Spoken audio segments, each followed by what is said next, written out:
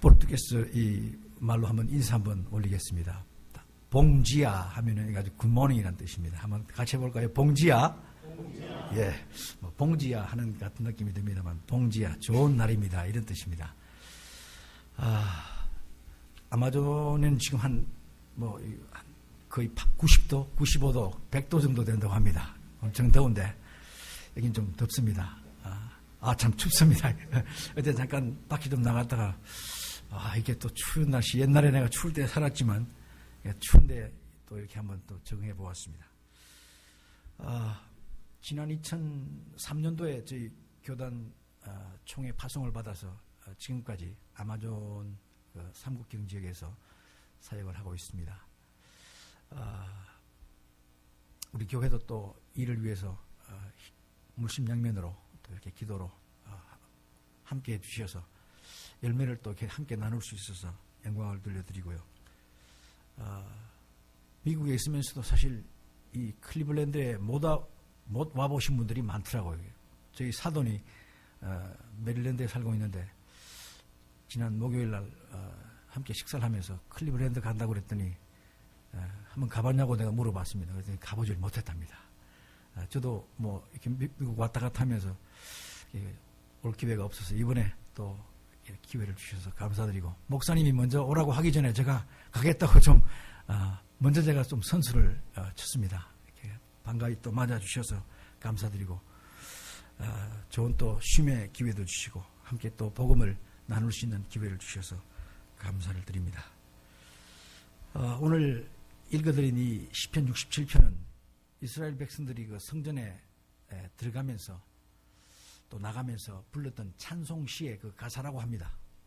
이 시가 우리 이스라엘 백성들의 마음속에 늘 그 대대손손 불려왔던 그런 찬송인데, 그 내용이, 그 시의 가사 내용이 하나님이 누구인지, 또 하나님이 어떤 일을 하시는지, 또 우리가 누구인지, 또 우리의 해야 될 일이 무엇인지를 잘 얘기를 해주고 있습니다. 오늘 우리 여호수아 회에서 아주 멋진 찬양으로 하나님께 영광을 돌렸는데, 제가 말씀을 드리지 않았는데도 이렇게 제 이 메시지와 설교하고 딱 맞는, 주제가 맞는 찬송을 골라주셨습니다. 이 시작 내용을 먼저 보면 하나님이 어떤 분이신가 설명을 할 때 하나님은 은혜를 베푸시는 분이다 이렇게 얘기를 하고 있습니다. 옛날 우리 그 개역 성경 번역에 보면 긍휼히 여기사, 우리를 긍휼히 여긴다 이런 그 좀 어려운 말을 쓰는데, 은혜라는 말이 오히려 더 좀 포괄적이고 더 좋은 것 같습니다. 우리 하나님은 은혜가 풍성하신 하나님, 긍휼을 베푸시는 하나님, 인자하시고 자비로우신 하나님. 이 하나님을 아는 그 지식, 하나님을 우리가 제대로 알기만 한다면은 사실 어떤 어려움도 다 극복할 수 있을 것 같습니다. 하나님을 아는 지식. 하나님을 알되 어떤 하나님으로 알고 있는가? 은혜를 베푸시는 하나님이다. 그래서 은혜를 베푸시는 그 하나님. 무엇보다도 우리가 한번 그 큰 은혜 체험을 하셨기 때문에 우리가 은혜로 이 자리에 지금 앉아 있고, 그 은혜로 말미암아 지금 우리가 살아가고 있다고 이렇게 말할 수 있겠습니다. 가장 큰 은혜가 무엇이겠습니까? 은혜로 우리가 죽을 목숨이 살았다는 거 아니겠습니까? 그래서 우리가 그 큰 은혜, 영생을 얻는 큰 은혜, 그 은혜로 저희가 이 자리에 지금 앉아와 있고 하나님을 찬양할 수 있고 일할 수 있고 숨을 쉴 수 있고, 그래서 우리는 매일매일 또 그날에 필요한 은혜를 받고 살아가는 존재들 아닙니까? 그 모든 그 은혜의 그 출발점, 은혜가 시작되는 근원, 하나님이시라는 것이죠. 그래서 우리가 이 은혜 없이는 하나님 앞에 나갈 수가 없죠. 은혜 없이는 하나님을 예배할 수도 없고, 은혜 없이는 봉사할 수도 없고, 그저 그냥 돼지처럼 살다가 그냥 갈 수밖에 없죠. 근데 우리는 은혜로 삶의 의미를 발견했습니다. 하나님께서는 자비로우시고 은혜로우시고 노하기를 더디하신다. 여러 군데서 말씀하고 있습니다. 그래서 그 은혜가 우리를 꼭꼭 묶어가지고 우리를 하나님께로 인도한다. 이렇게 찬송가 시인이 찬송을 하고 있습니다. 주의 은혜가 사슬이 되어서 우리를 주님의 앞으로 인도한다. 우리가 살아온 지난 날을 돌아보면 그의 은혜가 우리를 사슬로 콕 묶어서 딴 길로 가지 않도록 하나님 앞으로 이렇게 우리를 인도해 오고 있다는 사실이죠. 그래서 오늘 이 아침에 우리는 다시 한번 우리가 그 체험했던 그 은혜, 우리가 받았던 그 은혜, 내가 받은 그 큰 은혜 어떻게 보답할고, 우리 신이 그렇게 고백을 하고 있습니다. 내가 받은 은혜를 어떻게 보답할고. 그래서 우리가 봉사도 하고 헌금도 하고 예배도 하고, 저 같은 경우는 또 이제 멀리 가서 사역도 하고, 그 은혜가 사실은 모든 우리 예배의 동기인 줄로 믿습니다. 우리 삶의 동기인 줄로 믿습니다. 그 하나님께서 은혜를 베풀어 주신 하나님이시고, 그 하나님은 또한 빛이시다. 얼굴 빛을 우리에게 비춰주신다 하면서 얼굴에 광채가 나시는 하나님의 그 영광의 광채. 그래서 하나님을 본 사람이 없지만 그의 광채를 본 사람은 많습니다. 빛은 곧 생명이잖아요. 우리가 지금 빛 가운데 있기 때문에 서로의 얼굴을 볼 수 있고, 빛 가운데 있기 때문에 하나님 앞에 예배할 수 있는 것이죠. 어두움이 빛과 함께 있을 수 없고, 그래서 그 빛 가운데서 그 빛은 곧 하나님의 말씀이다 라고 성경은 또 얘기를 하고 있습니다. 하나님 말씀을 우리가 읽고 묵상하고 그 말씀을 말씀 따라 살아가는 것, 그것이 바로 생명이다, 이렇게 이해할 수 있겠습니다. 그 하나님께서는 빛이시기 때문에, 밝은 빛이시기 때문에 어둠의 세력, 악을 심판하실 수 있는, 그리고 그 생명의 능력으로 세상을 다스리실 수 있고요. 그래서 어떤 분이 그 지옥을 설명하면서, 지옥은 과연 어떤 모습일까? 죄인들이 거룩하신 하나님의 빛 앞에 있는 것 그 자체가 심판이고 지옥이 아닌가, 이런 얘기를 합니다. 한번 상상을 해보십시오. 거룩하신 하나님의 빛 앞에 이 흉악한 죄인이 서 있다라고 하는 것, 얼마나 큰 고통이겠습니까? 예수님께서 오셔서 나는 세상의 빛이다, 빛이 세상에 오셨다라고 이렇게 말씀하셨습니다. 모세가 돌판 계명을 받기 위해서 시내산 위에 올라가서 40일 동안 밤낮 있었습니다. 하나님의 영광 가운데 있었습니다. 그래서 그가 내려왔을 때 그의 얼굴에 광채가 빛났다고 얘기를 하고 있습니다.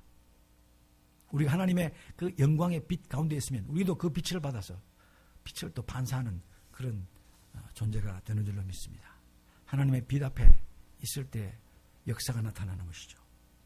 그 복의 근원이시고 빛의 근원이신 그 하나님께서는 우리에게 복을 주시는 거죠. 복의 근원이시기 때문에 우리에게 복을 주시는 거죠.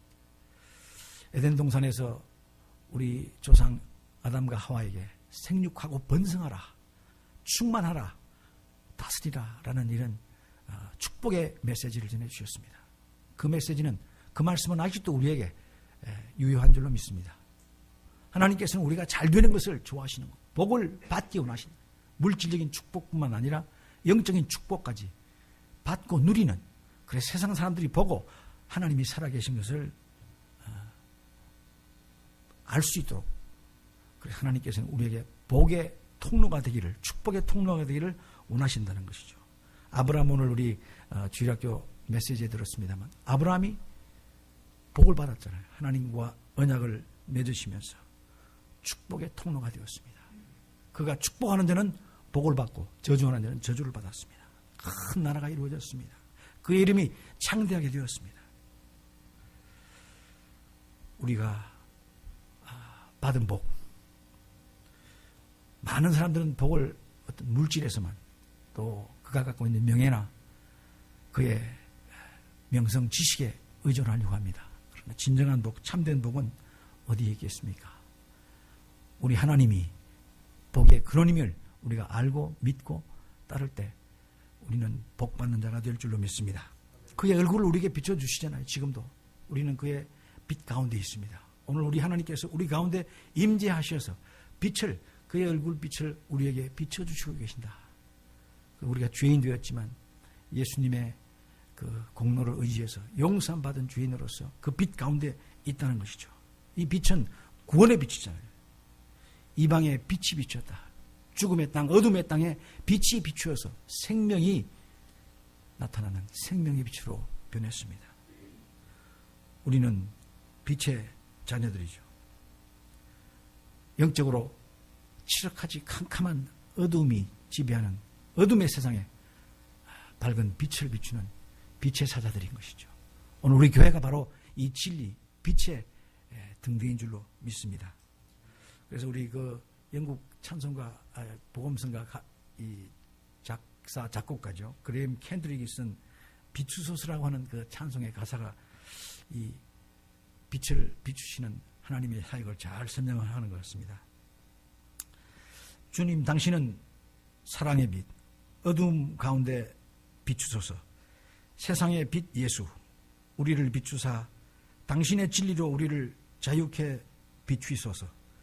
우리 위에 비추소서. 주님의 영광 온 땅 위에 부으소서. 내게 성령의 불을 넘치소서. 은혜와 긍휼을 열방에 전하소서. 빛 되신 주님의 말씀. 우리 한미교회, 우리가 지금 모인 이 자리에 주의 빛이, 주의 얼굴빛이 환하게 비치는 줄로 믿습니다. 우리의 가정 가운데 주의 빛이 밝게 빛나는 줄로 믿습니다. 우리의 심령 가운데 주의 빛이 밝게 빛나는 줄로 믿습니다. 주님께서 그 빛을 비추실 때 우리는 통에 잡아갈 수밖에 없습니다. 우리의 더러운 축한 모습이 드러나니 주여 용서하여 주시옵소서. 다시 또 시작할 수가 있습니다. 주의 빛은 곧 생명의 빛이기 때문에 우리 주님 복의 근원이시고 빛을 비추시는 이 하나님께서는 민족들을 심판하신다고 합니다. 공의로우신 하나님께서, 빛이신 하나님께서 죄악을 용납하실 수 없기에 악행자를 심판하시고 악을 행하는 민족들, 나라들을 심판하시는 그 하나님, 다시 오시는 우리 예수님께서는 심판주로 오셔서 모든 악행, 모든 죄악들을 심판하시는 심판주로 다시 오실 날을 저희는 고대하고 있습니다. 제국들이, 여러 나라들이 일어났다가는 없어졌습니다. 흥했다가 사라지고. 왜 그렇습니까? 그 죄악의 결과로 제국이 망할 수밖에 없었습니다. 우리 한국도 그런 체험을 했죠. 죄악이 있는 곳에 하나님의 공의가 세워져야 될 줄로 믿습니다. 하나님의 은혜 체험을 하고 그 얼굴빛에 비춤을 받은 자들, 이런 사람들이 복 받은 사람 아니겠습니까? 복 중에 복, 가장 큰 복이라고 한다면 우리 시편 73편의 아삽의 그 고백처럼 하나님께 가까이 감이 내게 복이로다. 우리 오늘 하나님의 존전에 나왔습니다. 하나님 앞으로 나왔습니다. 예배하기 위해서 나왔습니다. 이것이 얼마나 큰 복인지. 클리브랜드에 많은 사람들이 있습니다만 하나님을 찾아서 주일 아침에 예배하러 나오는 사람이 과연 얼마나 되겠습니까? 우리는 이런 은혜를 입었습니다. 복을 받았습니다. 이런 복받은 사람들이 해야 될 일이 있잖아요. 하나님으로부터 큰 은혜를 받고 그 얼굴빛을 비춤을 받고 하나님을 아는 그 복을 받은 우리가 해야 될 일이 있다면 무엇이겠습니까? 봉사도 중요하고 선교도 중요하고 일하는 것도 중요하고요. 그러나 우리 교회가 해야 될 가장 중요한 일이 있다면 저는 그것은 예배라고 생각합니다. 우리 교회의 제1되는 사명, 그것은 예배하는 것이다. 그래서 예배 예전 분과의 역할이 제일 중요하다고, 제일 첫 번째. 하나님이 우리에게 복을 주셨으니 그 받은 복으로 하나님을 예배하는 것이죠. 하나님 앞에 예배하는 축복.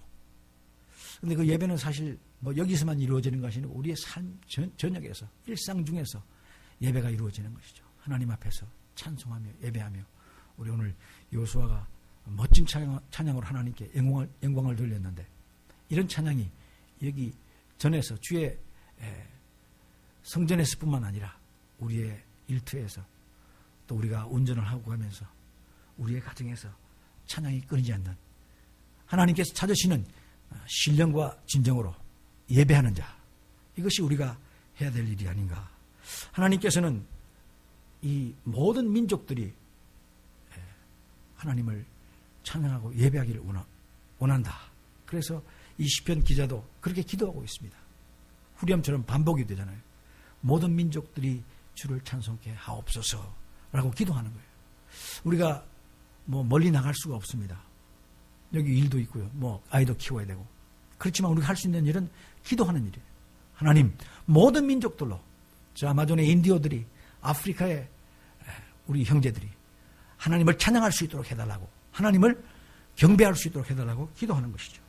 구약 시대 보면은 이스라엘 백성들은 선교사를 보낸 것 같지가 않아요. 구약성에 한번 찾아보십시오. 몇 명 안 되는 선교사 외에는 거의 선교를 했다거나 전도하기 위해서 무슨 전도 활동을 한 그런 경험들, 기록들이 많지가 않습니다. 구약에는 어떻게 그러면 하나님이 전도를 했을까? 전 구약 전체 흐르고 있는 내용을 보면 하나님께서는 모든 민족들이 주를 찬송하길 원하시는데, 근데 이스라엘 백성들은, 선택받은 이스라엘 백성들은 나가서 전도를 안 했어요.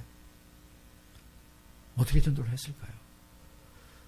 그들은 하나님을 예배했습니다. 오늘 우리 교회가 보니까 하나님과 사람을 사랑하는 교회. 하나님께 예배했어요. 하나님을 사랑하니까. 제일 계명이 다른 신을 두지 말라. 그 하나님을 예배하고, 그 다음에 자기들끼리 서로 사랑했습니다. 자기 이스라엘 백성들 서로 사랑했습니다. 같은 형제고 같은 지파니까 서로 사랑했습니다. 이스라엘 백성들이 모여서 하나님을 예배하고 찬양하고 서로 사랑할 때 그 주위에 있는 이방 족속들이 이스라엘 백성들이 믿는 그 하나님이 너무나 좋아서 거기에 매료되어서 일부러 찾아왔습니다. 그래서 이스라엘 백성들이 그 애굽에서 출애굽할 때 이스라엘 백성들만 나온 것이 아니고 허다한 잡족들이 같이 따라 나왔어요. 왜 아무 미래가 보장되지 않는 그들을 따라 나왔겠습니까? 그 이스라엘 백성들이 예배하고 섬기고 찬양하는 그 하나님이 너무나 존귀하고 아름답기 때문에 아마 그 자기의 모든 터전을 다 버리고 따라왔을 거라고 생각이 됩니다. 가나안 땅을 정복하고 그 모든 가나안 족속들을 진멸할 때 기브온 족속들은 위장을 하고 마치 거지인 것처럼 저 멀리서 온 것처럼 해가지고 화친을 맺습니다. 그래가지고 자기 이스라엘 백성들의 그 종, 나무를 주워오고 물을 길어오는 종으로 살기로 그렇게 협약을 맺어요. 나중에 알고 보니까 거기 있는 가나안 족속이었어요. 근데 이미 약속을 맺었으니까. 왜 그들이 그렇게 위장을 하고 화친을 맺었겠습니까? 이스라엘 백성들이 믿는 그 하나님이 너무나 좋기 때문에. 기생 라합도 마찬가지죠. 자기 목숨을 내걸고 그 정탐꾼을 숨겨줍니다. 이스라엘 백성들의 하나님의 소식을 들었어요. 하나님께서 행하신 일을 듣고는 거기에 반했습니다. 여러분이 잘 아는 룻, 나오미의 둘째 며느리 룻이 모압 자기 친정을 버리고 자기 조국을 버리고 자기의 신을 버리고 시어머니, 과부가 된 시어머니를 따라서 죽음이 나를 갈라놓지 않는 한 내가 시어머니를 버릴 수 없겠다라고 그런 고백을 하면서 따라왔겠습니까? 시집 와가지고 나오미 엘리멜렉 집안에 살면서 하나님을 만났어요. 큰 은혜를 체험했어요. 그래서 자기가 믿던 모압의 그 신, 친정, 조국 아무것도 아니었습니다. 시바 여왕이 그랬잖아요. 많은 사람들이 찾아왔습니다. 오늘 우리 이런 전략이 현대의 그 선교 전략이 될 수 있다. 전도의 전략이 될 수 있다고 저는 믿습니다. 우리 한미교회에 사랑이 넘쳐서 서로 사랑하고 하나님을 진심으로 예배하는 이 좋은 소식이 우리 클리브랜드 시내에 전해질 때 믿지 않는 사람들이 그곳에 가면 한미교회에 가면 사랑이 넘치고 거기 가면 생명이 있고 너무 좋다. 목사님 말씀도 좋고 성도들이 따뜻하고 삶의 의미를 발견하고 전도의 방법 아니겠습니까? 오늘날처럼 얼마나 많은 말들이 있습니까? 말로 아닌 행동으로 보여주는 모델로 보여주는 이런 전도 방법. 그렇게 하면 사람들이 찾아올 것이다. 오늘날 전도하기 힘듭니다. 아마존도 전도하기 힘들어요. 마찬가지입니다. 그래서 우리가 서로 진심으로 하나님을 찬양하고 서로 사랑할 때 오늘 우리 교회의 그 표어처럼 하나님과 사람을 사랑하는 교회가 될 때 전도 안 해도 가서 말로 안 해도 찾아올 줄로 믿습니다. 오늘 한국 교회가 이렇게 추락한 모습이 왜 그럴까? 말은 많이 하지만 행동이 뒤따르지 않으니까 오히려 이 불신자들로부터 사회로부터 외면받는 이런 현상이 나타나고 있지 않습니까? 이 구약 시대에 바로 그런 모습으로 이들이 전심전력으로 지금까지 유대인들은 여기도 지금 많은 유대인들이 뭐 이렇게 부동산을 갖고 있고 자기네 그 전통과 종교를 지금도 지키고 있지 않습니까? 이것이 바로 그들이 가졌던 하나의 선교 전략이다. 그래서 오늘 우리 한미교회도 이런 선교 전략으로 또 계속해서 하나님 영광이 이곳에 자리 잡고 또 퍼져나가기를 주의 이름으로 축원합니다. 아울러서 우리 복받은 사람들은 하나님의 이 큰 사랑, 큰 은혜를 그냥 속에만 간직할 수가 없어서 만방에 선포해야 돼요. 하나님의 그 크신 행사를 선포해야만 하는 이런 억제할 수 없는 이런 그 우리 마음속에 뜨거움이 있다 이런 것이죠. 심판하시는 하나님, 죄악 가운데 회개하지 않고 살고 있으면은 망할 수밖에 없는, 죽을 수밖에 없는 그런 인생을 바라보면서 우리는 안타깝잖아요. 내 친구가, 내 동생이, 내 형제가, 내 자매가 아직도 주님 알지 못하고 살아가고 있는 걸 보면서 우리는 안타까운 마음으로 저 무지에서 하나님을 알지 못하는 세계 만방의 족속들, 민족들을 향해서 하나님이 살아계시다, 은혜가 아직도 하나님이 살아계시다라는 사실을 우리는 과감하게 선포하는 것이죠. 이제 미국도 이 자유주의, 포스트 모더니즘, 개인주의, 물질주의가 들어오면서 점점 하나님을 부인하는 이런 추세로 가고 있는 것 같아요. 이런 시대에 우리는 하나님의 살아계심을, 하나님이 지금도 살아계신 것을 만방에 선포해야 할 것입니다. 그래서 신약에 보면은 신약 교회들은 선교사를 파송을 했습니다. 안디옥 교회가 바울과 실라 또 선교팀들을 계속해서 파송을 해서 소아시아에 교회들을 세웠습니다. 그리고 12사도들이 다 같이 나가서 복음을 전하다가 또 돌아가셨죠. 빌립 집사가 그랬죠. 스데반 집사가 돌에 맞아 죽었습니다. 우리 장로교 창설하신 우리 칼빈 우리 선생님도 개혁을 시작하면서 저 브라질까지 500년 전에 선교사를 보냈습니다. 물론 다 순교하고 말았습니다만은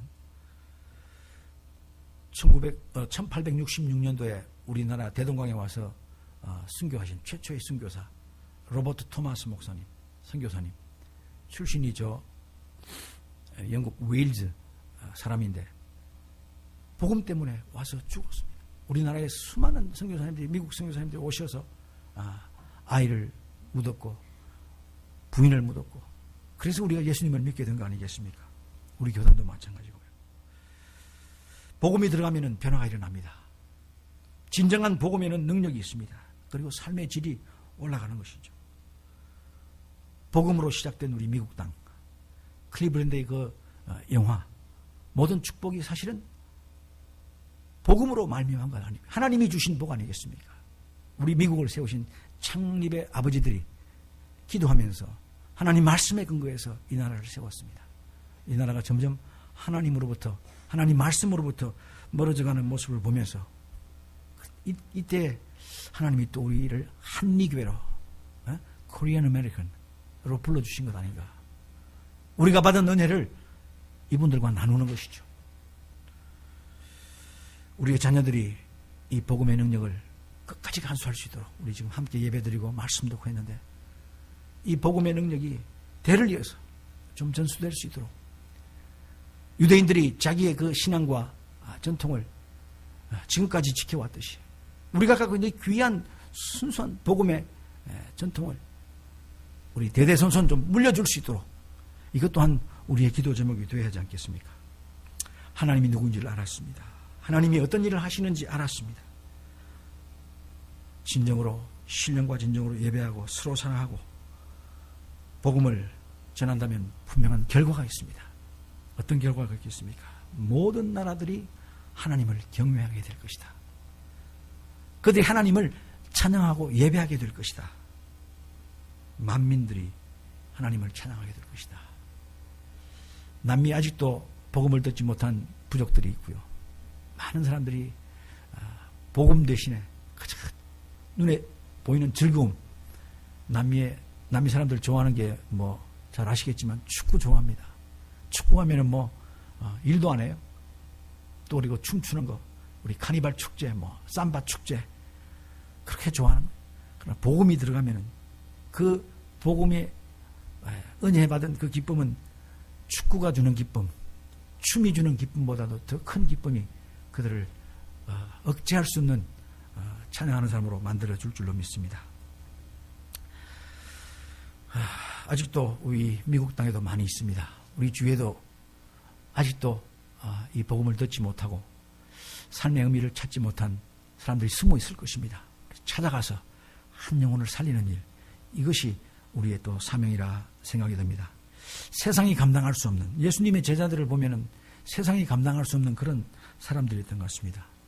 베드로는 뭐 로마에 가서 십자가에 거꾸로 달려서 돌아가셨다 그러고, 야고보는 예루살렘에서 최초로 순교하였고, 사도 요한은 끓는 가마에 던져졌으나 기적적으로 살아서 다시 또 저 밤모습으로 쫓겨갔다가 에베소로 와서 돌아가셨다고 합니다.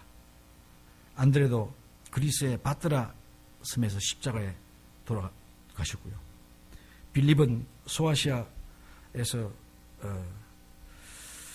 십자가에 죽었다, 또는 뭐 돌에 맞아 죽었다라는 얘기가 있고요.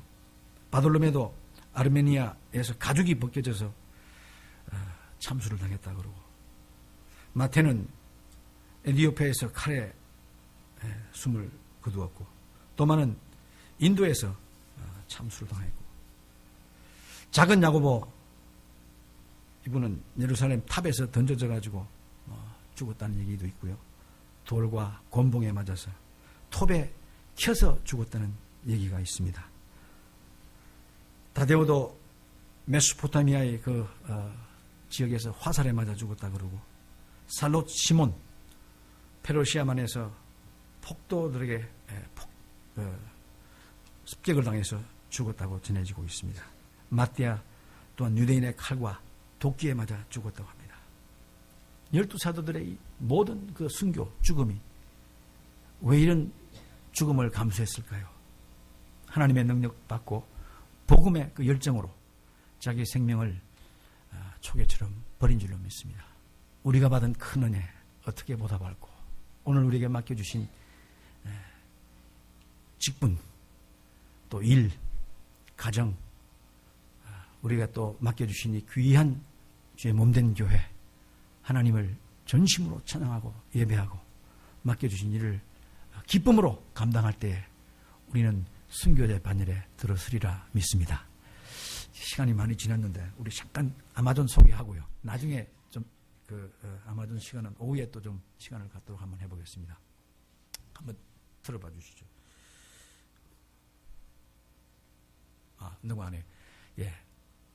아마존 저희가 들어갔을 때 뭐 아무것도 없었습니다. 2004년도에 이제 저희가 처음으로 들어갔는데, 가지고 들어간 것이 있었다면 비전을 가지고 들어갔습니다. 그래서 아마존이 주를 찬양할 때까지라는 이 비전을 가지고 지금까지 사역을 해오고 있습니다. 아마존 저희가 하는 그 일하는 지역, 위치한 그 신학교가 브라질과 페루, 콜롬비아 이 세 나라가 만나는 국경 지역입니다. 조금 브라질이라고 하는 나라도 큰 나라인데, 브라질이 시작되는 그 이 북서부 아마존강의 상류 쪽에 저희 신학교가 위치하고 있습니다. 보시면은 브라질과 콜롬비아, 페루 이 국경 행정구역이 이렇게 구분되어 있습니다만은 뭐 마음 놓고 통과할 수 있는 곳입니다. 우리 목사님께서 한번 오셔서 상황을 보셨는데, 그래서 이 지역이 전략적으로 아주 선교에 중요한 위치를 차지하고 있고, 옆에 보이는 그림이 뭐냐면 마약입니다. 코카라고 하는데 이것을 막 가정에서 다 재배를 합니다. 페루에 가서 제가 한번 뜰에 재배하는 것을 찍어 온 것인데, 돈이 되니까 이 사람들이 이걸 재배하고 또 이것을 프로세스해서 미국으로 또 브라질로 이렇게 수출하고 있습니다. 음주와 쾌락주의, 비윤리, 비도덕, 정치적인 부정부패, 폭력, 모든 문제, 사회 문제의 그 기반은 지도자가 없는 것이다라는 것이 저희들이 발견한 문제입니다. 아마존이 갖고 있는 잠재력은 아이들이 많습니다. 인구의 반 이상의 아이들이고요. 그래서 청소년들, 아이들을 위해서 또 우리가 사역을 하면은 앞으로 또 아마존에 큰 역사가 일어나리라고 보고, 복음에 대해서 아직도 호기적인 상황이니까 좋은 또 황금어장이다 이 생각이 듭니다. 그래서 저희가 갖는 사역은 지도자를 키워서 그들로 하여금 교회를 하게 한다고 하는 이런 그 이제 전략을 가지고 지금까지 사역을 해와서 앞으로 2030년까지 150명의 그 지도자를 키워서 그들로 하여금 100개의 교회를 건축하고 그 교회들이 10명의 선교사를 파송할 수 있는 아마존 교회로 만들어보자라고 하는 이런 그 목표를 한번 세워봤습니다. 저희 신학교가 지금 구글 얼스가 보면은 보입니다. 지금 140에이크의 그런 부지니까 상당히 넓죠. 그게 지금 조금 개간이 되어 있습니다. 예, 저희 지금 성교관도 있고요. 강당, 또 기숙사, 그다음에 식당, 양계장이 저 뒤쪽으로 또 보이고, 또 돼지 키우는 양돈장도 있고요. 신학교가 이렇게 목장이었었는데, 그 물소를 키우는 목장이었는데 이렇게 이제 신학교 부지로 바뀌었습니다. 여러 가지 지금 부대 시설들이 만들어져 있고 농장이 함께 운영이 되고 있습니다. 양계동, 그 다음에 양어장, 그 다음에 작년에 콘크리트 도로를 또 이제 시에서 해주질 않으니까 우리가 직접 이렇게 도로를 또 만들어서 이 넓은 140에이크를 개발할 수 있는 그런 그 이제 기반을 만들었고요. 지금 그 이제 나무를 또 다 베어내고 농토 토지를 이제 이렇게 정지를 했습니다. 그래서 여기다가 이제 사료용 작물들을 재배하고 또 팔 수 있는 고수익 이런 작물을 재배할 수 있는 땅을 만들었고요. 지금 현재 이 사무실 겸 또 이제 그 영농 장비, 트랙터 같은 것을 넣을 수 있는 이런 공간을 지금 거의 다 지금 공사가 완공이 되었습니다. 내가 오기 전에 바로 찍은 사진이고요. 지금 150명 지도자 중에서 이미 한 30명의 졸업생들이 배출이 되었고, 그 중에 목사님들이 한 6명, 전도사가 이렇게 사역 중에 있습니다. 선교사도 파송이 되어 있고, 세 나라에서 지금 사역들을 하고 있습니다.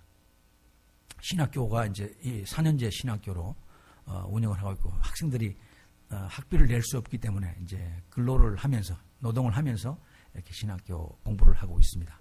그 외에 또 기술교육, 청소년들 집회, 교회 목회자 세미나 등을 연례적으로 지금 진행을 하고 있고요. 우리 교수님들입니다. 우리 선교사님들하고 또 현지에 있는 목사님들이 이제 신학 교육을 맡아서 가르쳐 주시고 있고요. 학생들의 그 신학 수업하는 장면들입니다. 공부하시는 분들이 아니어서 사실 공부가 좀 어렵지만 그래도 잘 따라오고 있습니다. 예, 우리 신학생들, 이분들이 이제 나가서 곧 교회 하나를 세우게 될 것이고 섬기게 될 것입니다. 그래서 몇 명 안 되지만 이분들 한 분 한 분이 앞으로 이 아마존을 변화시키는 주역들이 되리라고 믿어 의심치 않습니다. 이제 와서 또 일도 배워서 일을 다 이분들이 해주시기 때문에 또 저희가 많은 도움을 얻고 있고요. 졸업생들이 이제 벌써 8회째 졸업생들이 배출이 되었습니다. 또 이제 가정을 또 돌보고 하다 보니까 신학교에 올 수 없는 분들이 많이 있습니다. 목사는 되었지만 신학을 안 하신 분들을 위해서 직접 또 찾아가서 이렇게 이제 강의를 하고 키워주고 있고요. 청소년 집회, 앞으로 미래의 우리 지도자를 위해서 매년 2월 달에 청소년 수련을 하고 있습니다. 그리고 이제 연합교회 지도자 세미나에서 7월 달에 학기 시작하면서 이렇게 세미나를 하고 있고요. 교단 교회 개척 현상도 지금 현재 12개 교회가 이미 저희 교단으로 직접적으로 연결되어서 개척이 되어 있는데 한번 잠깐 보여드리겠습니다. 예배당 건축 과정은 먼저 예배 공동체를 만들고 반은 그 마을에서 건축비나 주로 이제 건축비의 반을 거기서 부담을 하고 후반 교회가 반을 부담을 하고 그렇게 해서 이제 교회를 세워가는데 교단 소속된 목사님들입니다. 한 3개월 한 번씩 모여서 함께 이제 또 기도하고 말씀 배우고 의사결정도 내립니다. 첫 번째 세워진 따바찡가 중앙교회 모습입니다. 여기에 지금 우리 여기는 두 번째 세워진 우리 과나바라 트레이스라고 하는 마을에 추장 아들이 저희 신학교를 마치고 목사님 되셔서 교회 봉사를 하고 있고, 이 실비오 목사님 지금 이 교회를 봉사하고 있습니다. 그리고 세 번째, 볼트의 스피리투어 마을에 우리 요번에 졸업한 우리 클라우지노로 전도사가 교회를 맡아보고 있고, 볼트 리마 마을에는 또 두 번째 2회 졸업생 테렌시오 목사님이 이 마을에 가서 예배를 하고 있는데, 이 비가 오면 이게 물이 꽉 찹니다. 그래서 배를 타고 예배를 하러 가야 되는 상황인데, 목사님 지금까지 잘 봉사하고 있습니다. 벨랭이라고 하는 마을에 또 세워진 교회, 우리 졸업생이 지금 이 교회를 맡아서 보고 있는데, 아데밀송 전도사 가정입니다. 아이를 데리고 열악한 그 환경 속에서도 교회를 섬기고 있고, 여기는 제1호 선교사 우리 그 밀동 선교사가 나가서 페루 사람인데 브라질로 가서 이제 사역을 하는, 그래서 2년 전에 헌당을 했습니다. 여기 우리 밀동 전도사 가정입니다. 여기 또 페루에 있는 도이시데 마요라고 하는 그 마을에 새로 세워진 교회입니다. 이 지역에서는 제일 그래도 좋은 건물입니다. 이 콘크리트로 세워진 좋은 건물. 여기도 비가 차니까. 그 다음에 이제 벤다바우 마을의 교회는 지금 건축 중에 있습니다. 지금 아직도 다 완공이 안 되어 있는데, 시카고에 있는 조그마한 교회에서 헌금을 해서 이렇게 지금 진행이 되고 있고요. 지금 이제 벽이 좀 올라가고, 오스카 목사님이라고 이 마을의 목사님인데 신학 공부를 하진 못했어요. 그래서 공부를 좀 멀리서라도 시키면서 이 교회를 또 이렇게 건축 시작을 했습니다. 옆에 지금 뒷면이고 앞면이고. 여기는 이제 또 콜롬비아에 있는 그 뿌에르토 트리움프라고 하는 마을에 이제 교회가 다 무너져가는 나무 교회를 이렇게 벽돌로 다시 지금 세우고 있는 중인데, 거의 지금 완공이 다 됐습니다.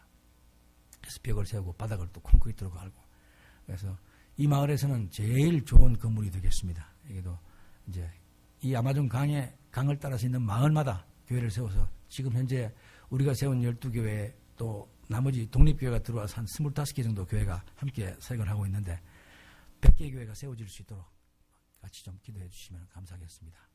그리고 이제 교회 목사님들이 또 신학교에서 자립을 할 수 있도록 이런 그 프로젝트를 시작을 하고 있는데, 주로 이제 닭을 키우고 돼지, 그 다음에 생선, 또 농사, 이런 일들을 이제 기반적으로.